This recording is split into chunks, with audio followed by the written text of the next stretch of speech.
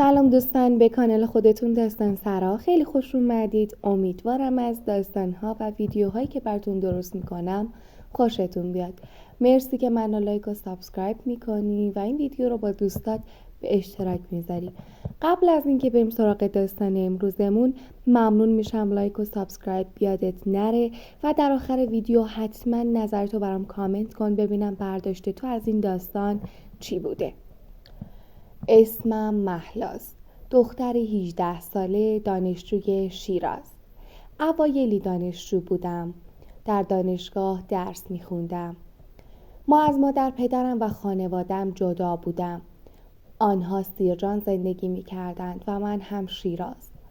من به مدت 2 ماه بود که اومده بودم شیراز برای ادامه تحصیل. پدرم خیلی بد اخلاق بود و نمیذاش من درس بخونم.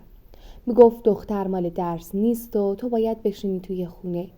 بالاخره به هر گیر و واری بود ادامه دادم و رفتم برم شیراز برای درس خوندن.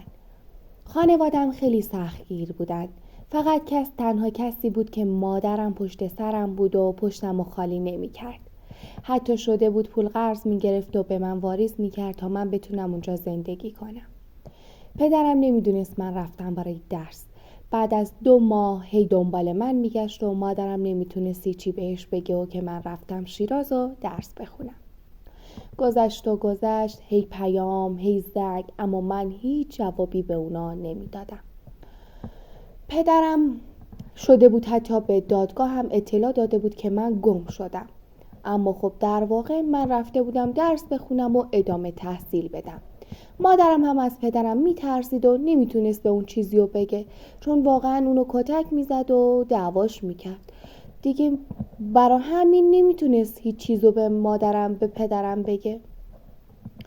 گذشت من هرچی رد میشدم و اینا از من سوال میپرسیدن و مثلا پلیسی چیزی داخل راه شیراز میدیدم ازم سوال میپرسیدن. عکسمو حتی به دادگاه هم داده بودن. در به در دنبال من میگشتن. نمیدونستم چه کار کنم. بالا خون بودم. توی شهر غریب هیچ خانواده‌ای هم نداشتم بخوام برم باش آشنا بشم و بخوام برم پیشش توی خونه‌شون زندگی کنم. مجبور شدم با یه پسر آشنا شدم. پسره پشت سرم می اومد و دنبالم میکرد. منم ترسیده بودم. اما خب پسرای شیرازی اسم میکردم خیلی شجاع و دلیرن و من دام اونا میتونم بیفتم. اما خب هر چقدر من برای خودم شجاع باشم، اما مرد هر کارش کنی مرده و منو توی دام خودش میاندازه. هرچی صدام کرد و دختر خوشگله متلک پروند و اینا، دیگه من رومو برگردوندم. نگاش کردم، گفتم چه کارم داری؟ چرا اینجوری با هم صحبت میکنی؟ چرا اینجوری به من میگی؟ نمیخوام، دلم نمیخواد نگاه کنم.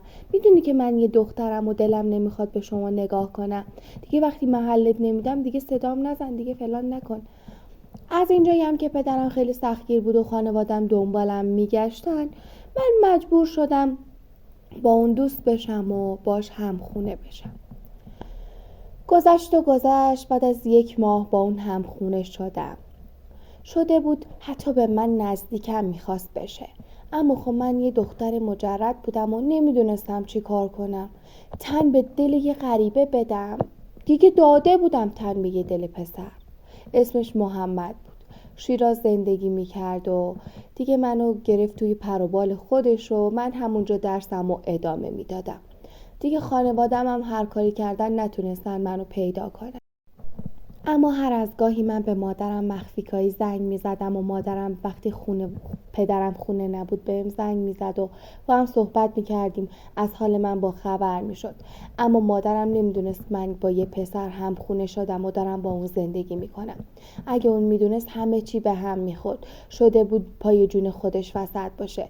اما میگفت که من با یه پسر هم خونه شدم، میومدن دنبالم و بدبختم میکردن. داستان امروزمونم به پایان رسید. مرسی که تا آخر ویدیو با من همراه بودی. ممنونم که منو لایک و سابسکرایب میکنی. تا ویدیوی بعدی، بدرود.